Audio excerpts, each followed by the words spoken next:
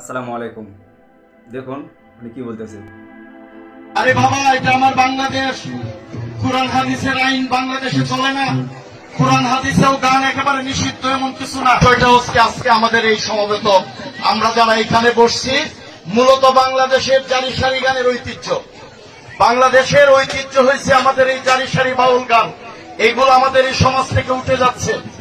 আমরা যারা ইদানিং করার চেষ্টা করতেছি, এইগুলা বাধা দেওয়ার জন্য একটা শ্রেণী কিন্তু উঠে পড়ে লেগে আছে। যে কোনো ধরনের গান হইলেই হবে না, এগুলো দেওয়া যাবে না। আরে বাবা, এটা আমার বাংলাদেশ। কোরআন হাদিসের আইন বাংলাদেশে চলে না। উনি বলতেছে কোরআন হাদিস দিয়ে বাংলাদেশ চলে না। আচ্ছা, কোরআন হাদিস দিয়ে বাংলাদেশ যদি না চললো, তো বাংলাদেশের রাষ্ট্রীয় সংবিধানে কোরআন হাদিসের কথা বলা নাই। কিন্তু এই বাংলাদেশের কোরআন হাদিসওয়ালারা আপনাদের মতো পাগলের পিটানোর জন্য প্রস্তুত আছে, এবং এই কোরআন হাদিসওয়ালারা আপনাদের মতো পাগলের কিভাবে সোজা করতে হয় সেটা কোরআন হাদিসওয়ালাদের জানা আছে। ভবিষ্যতে কথা বলার আগে কোরআন হাদিসওয়ালাদের সামনে এ ধরনের কথা বলবেন না।